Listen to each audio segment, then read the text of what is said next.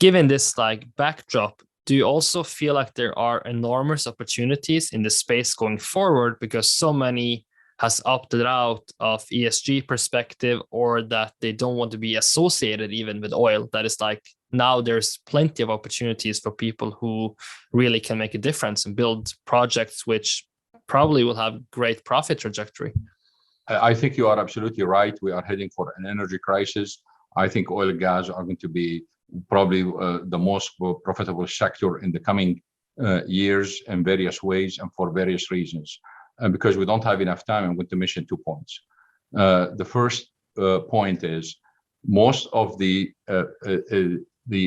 energy policies or the green energy policies or the climate change policies or the carbon neutrality policies are going to achieve some of their successes, but they are not going to achieve their goals, which means that we are going to see a failure because they are not going to achieve their goals.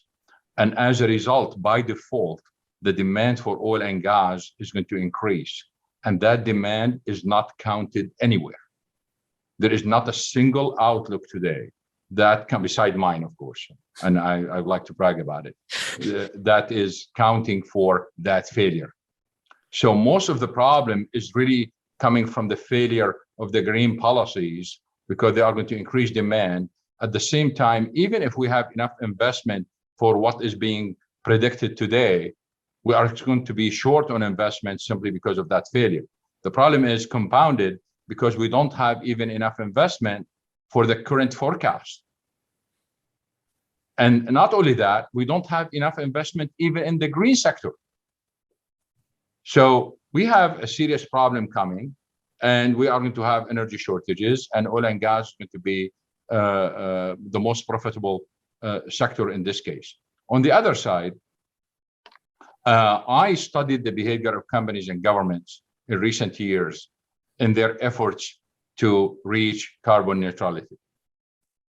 And the results are really disappointing in so many ways. So one way to think about it is this, that companies and governments are going only for the low-hanging fruit, and that's it. Others who cannot find low-hanging fruit, they are scavengers. What that means is they are asking their employees, say, look around and see what we've been doing green for a long time and tell me about it. So if you have a retail company that have 4,000 or 5,000 stores around the nation, and they have those skylights in the ceiling where light comes through during the day, this been there for 40, 50 years. Now they are claiming that as efforts toward carbon neutrality. So there is an accounting game being played by companies when they talk about their carbon footprint. Companies with big campuses, they are saying, look, I already have 2,000 trees. I never counted this before. And those trees are 100 years old each. And they suck carbon. And therefore, I have to count them in my green policy. But those trees been there all along. So from the world point of view, whether you look at the skylights or you look at the trees, there is no change because they've been there. But the companies are playing the game.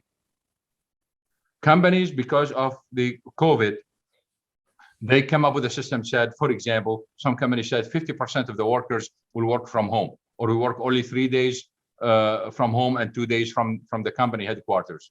And therefore, I don't need all my offices. I'm going to cut my offices by 50%. Those companies are going to their board of directors and telling them, look, I cut my carbon footprint by 40% toward my carbon neutrality policy. But that happened because of COVID. It has nothing to do with efforts to curb emissions. And then companies saying, oh, look, my workers are not coming to work and they have to drive. So I'm getting their addresses and measuring how much carbon they need to get to work. And I'm going to claim that in my carbon neutrality objectives and policies. So those are scavengers. And therefore, we are going to end up with what I call the mother of all Enrons. You know, Enron, the company, because of all the accounting things they've done, Now we have this carbon accounting that's going to be worse than anything we've seen in the world. So it's not Madoff anymore. It's not Iran. It's going to be the carbon accounting that where most of the problems are going to be, and most of the fake accounting is going to take place. So because of that, oil demand is going to continue going up.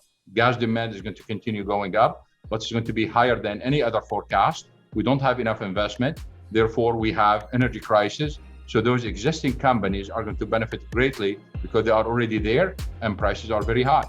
And there is nothing can be done about it.